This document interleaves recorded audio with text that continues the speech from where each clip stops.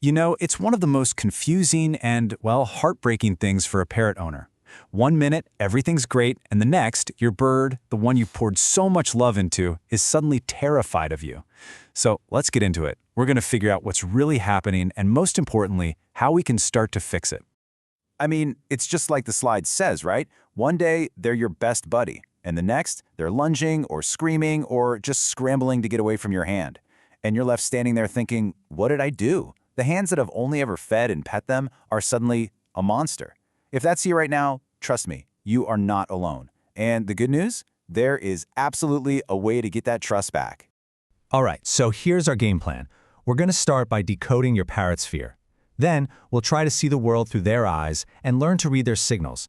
After that, we'll talk about the slow path back to trust, and finally, wrap up with how to build bonds without breaking their spirits. Okay, first up, decoding your parrot's fear. And this subtitle is everything. It's not aggression, it's communication. Honestly, this is the most important mindset shift you can make. That behavior you're seeing, it's not your bird being mean or aggressive out of the blue. It's them trying, really desperately, to tell you something. I'm scared. And check this out, because this is where it gets kind of wild. We often teach our parrots to bite without even realizing it. I mean, think about it from their perspective. If your hand is coming towards them and it feels scary, and they bite, and your hand immediately goes away, well, what did they just learn?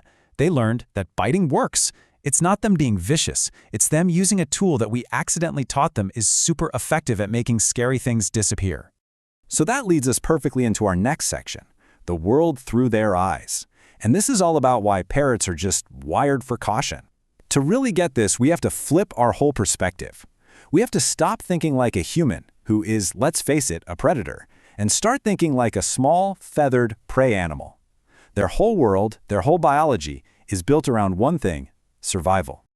I mean, out in the wild, the parrot that isn't on high alert, well, that's the parrot that becomes lunch. So that big hand of yours coming at them, it can look a whole lot like a predator swooping in.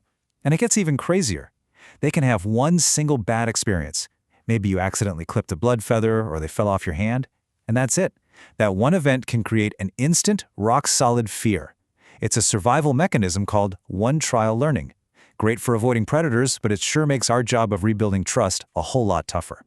And this brings us to another huge piece of the puzzle, a little something called neophobia. Basically, it's the fear of anything new. So if a parrot wasn't introduced to lots of different toys and sights and sounds when they were a baby, they can grow up to be an adult who's just terrified of change. You bring home a cool new play stand thinking you're the best bird parent ever, and to them, it's not a fun new toy. It's a monster in the living room. It's not them being stubborn, it's a real, deep-seated fear. Okay, so how do we stop pushing them past that point of fear? Well, that's what this next part is all about. Reading your bird's signals. I love this subtitle, Learning to Listen Before They Shout. Because long before a parrot ever bites, that's the shout, they are whispering. They're telling you they're uncomfortable with their body language. We just have to learn how to listen. So what do these whispers look like? Well, here they are. You'll see their feathers get really tight against their body, trying to make themselves smaller. Their eyes might be darting all over the place, looking for a way out. They might get into a low crouch, like they're about to spring away. Even just leaning their body away from you is a huge signal. All of these are your bird screaming, quietly, please stop. I'm not okay with this. And when we ignore these whispers, that's when we get the shout. And this is so important to understand. A parrot's first instinct is always flight, not fight. They want to get away from danger, not attack it. A bite is their absolute last-ditch effort when they feel trapped and can't escape. So when we ignore all those little please back up signals, we're basically taking away their ability to flee, and we're leaving them with only one option left: to defend themselves. All right, let's get into the solutions. The slow path to trust. Now that we know why this is happening, let's talk about how to fix it. And the first, most important rule: setting realistic expectations. You've got to throw your human-sized impatience out the window and get on what we call bird time. And trust me, bird time is slow time. And I absolutely love this way of thinking about it. Trust is not a light switch you can just flip back on. It's a dimmer. Your job is to just nudge that dimmer up, ever so slightly, day by day. You do it slowly, you do it consistently, and you do it with a ton of patience.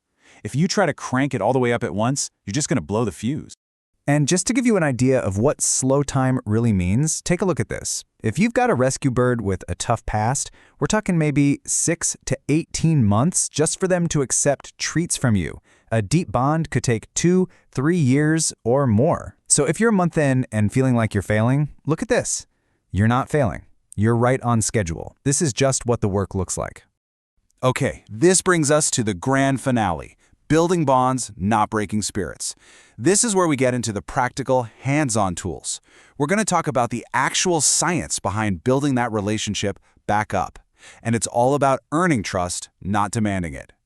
And this quote right here from the brilliant Dr. Susan Friedman is the absolute heart of it all. Parrots have a right to choose. That one word, choice. The second we stop forcing things and instead set up situations where they want to engage with us, where they choose to come closer, well, that's it. That's the real starting line for trust. So how do we actually do that? How do we give them a choice? We use a scientific method with a really long name, systematic desensitization and counter-conditioning. I know, it sounds super complicated, but it's not. It's actually a really simple game. Step 1, find their comfort zone. That's the distance where they can see your hand, but they're still calm. Step 2, at that distance, you pair your hand with something awesome, like their favorite nut, and then, poof, your hand leaves. You do this over and over, getting just a tiny bit closer each time. But you're always watching for that red light, any sign of fear. You see it, you stop, and you take a step back to where they were comfortable.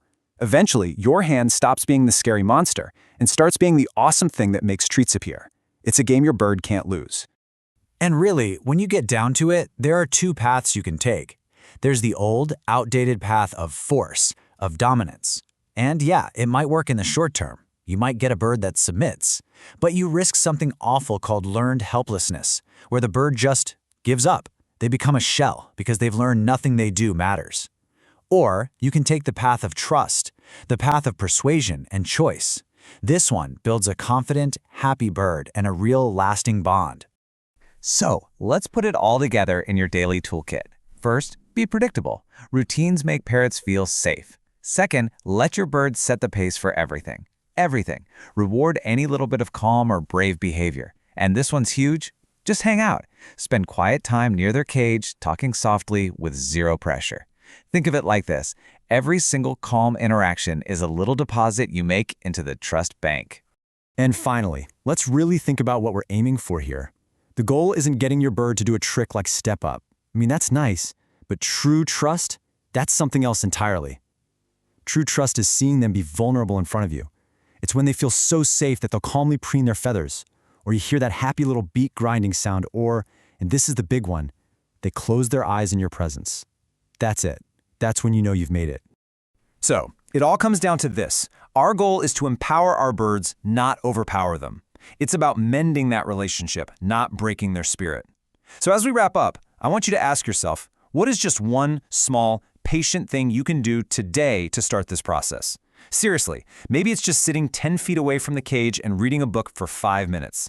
That one tiny step, that's how you begin.